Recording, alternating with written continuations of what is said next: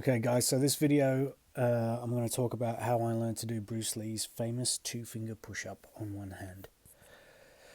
So I began training in a form of Kung Fu called Jingmo Kyun when I was about 20 years old, 21, which means the essence of Chinese martial arts, but it was heavily influenced by Southern Mantis or Tong Long.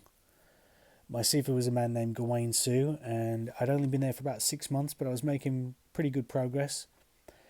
I had the Tao of Jeet Kune Do as well at home and the Bruce Lee training manuals, the Bruce Lee fighting method, and I was teaching myself Jeet Kune Do from them and picking whatever I could up about Bruce Lee from watching him over and over on film and the documentaries. And this was before the internet became what it is now. You had to buy DVDs and stuff like that. In my training, we did an exercise called Toy Sao, which is basically performed with a partner and you push against each other's arms with a lot of resistance. It was like a form of isometric training, which I later learned Bruce was using.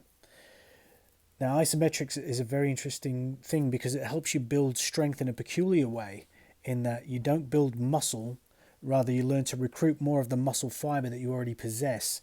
So a smaller man can become effectively stronger than a larger man if he learns to recruit more muscle fiber.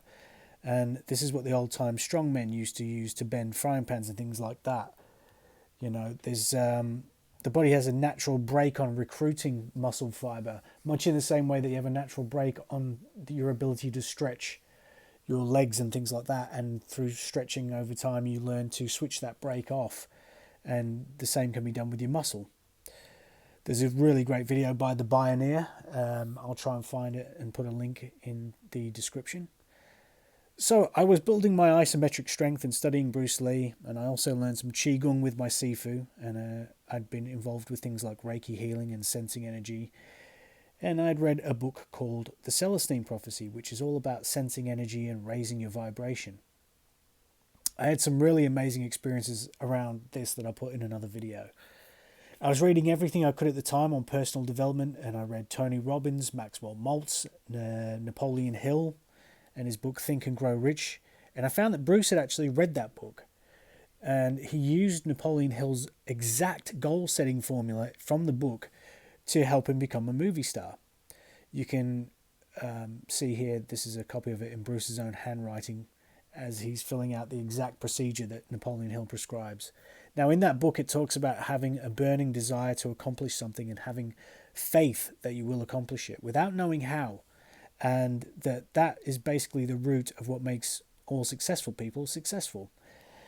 Faith is a feeling of certainty without evidence. So I thought, well, it worked for Bruce.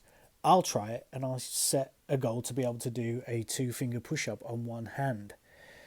The idea is that as you proceed with faith and use the principle of autosuggestion to convince yourself, as you proceed, you will begin to get ideas come to your mind and imagination that will help you fulfill that goal. So I began to affirm it regularly. I would put myself in a relaxed state and I would visualize, see myself doing two-finger push-ups. And this was kind of my introduction to self-hypnosis. Now, I'd naturally done this kind of thing with my guitar when I was younger. I'd visualized and I'd said positive things to myself, but I wasn't really conscious of the fact that I was doing all that. And now, for the first time, I was doing it all consciously. So I first had the idea that, well, I'm going to have to be able to at least do a one-armed push-up.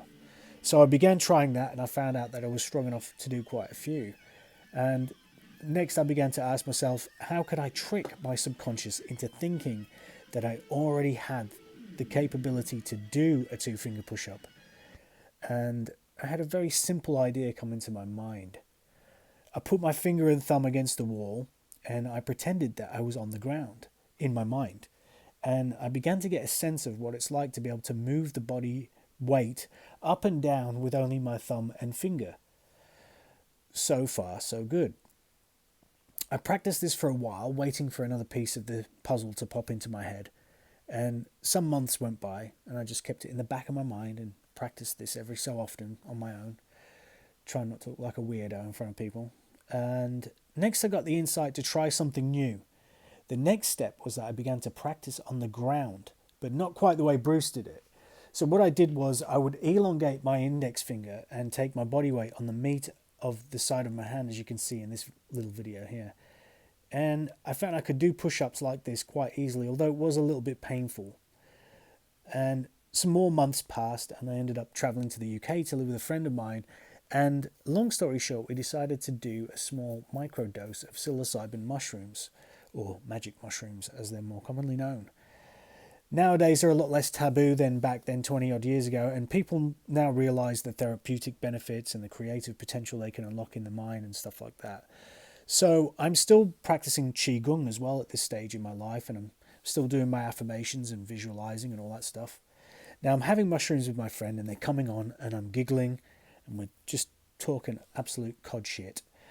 And then I just start doing some Qigong with my hands apart, and I get this peculiar and strong sensation of energy moving through, well, between my hands, in the air between my hands. And I wasn't thinking about doing push-ups at all. I mean, what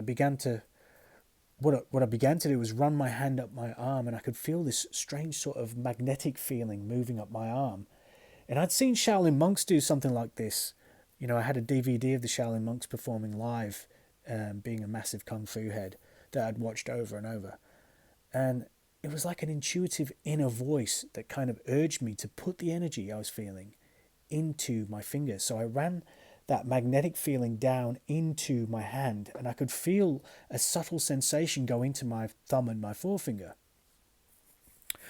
Now, when I did that, I also got this strange urge to press my finger and thumb into the table that I was sitting at and push it very hard. And I did that, and I noticed there wasn't any pain at all. It felt perfectly fine. Nothing. Then it was like a bolt of lightning hit me. It was like a voice in my head, very powerful, and it said, "Do a 2-finger push-up." So I turned to my friend, who's starting to trip out a little bit, and I say, "I think I'm going to do a 2-finger push-up." And his eyes are a bit glazed, and he looks right in my eyes, and he's kind of grinning, and he goes, "Go on, do it. I believe you can do it, mate." So I get down to the floor on my knees, and I move the energy down my arm until I can feel it in my finger. And I feel my body align, the perfect balance as I'm supporting my body weight on just my finger and thumb. And I'm just holding that position. I've never done it before. And my mate goes, "No way." And I think to myself in my head, just lower yourself down.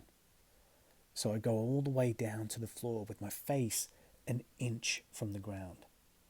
And then I come back up slowly. And I did it. And it was easy. My finger's fine. No injury or anything like that. So I do another one. I do 2 more. And I stop because I want to see what my friend's reaction is to what I just did. You know, I was a young kid, you know, I was kind of like, "Did you just see that?" And I look at him, we're both just ecstatic. And it was an amazing, incredible experience.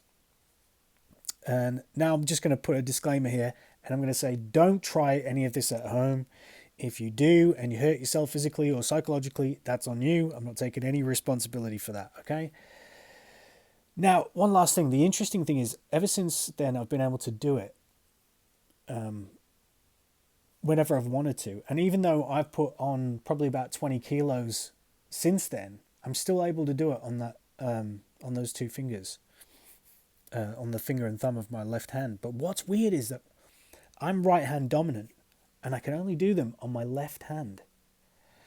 Now, that might be because my guitar fretting fingers are a little bit stronger and more flexible. I don't know. I doubt that that's what it is. What I really suspect is that there's a concept of, in Ian McGilchrist's work, who's done a lot of work on the different hemispheres of the brain, and he says that the left brain is an emissary and the right brain is actually the master, although it's more unconscious than the left brain. I don't know exactly how much of that applies here. I suspect there's something to do with that. And, you know, there's also like a theory about the daemon, which is, it's a book by Anthony Peake, who wrote this amazing book. It's like your silent partner, yourself that goes with you through life. And he has this crazy but really valid theory that we all live our lives over and over again and stuff like that. It's really interesting. If you are that way inclined, you should check it out. Now, this was a huge moment in my life. It gave me a lot of faith and courage and belief to do a lot of other things that I've done in my life. So, I've got loads more weird stories to share. So if you like it, go ahead and hit the like and subscribe and share the video if you feel like you enjoyed it. Now, feel free to hit me up in the comment section and I'll try and get back to you.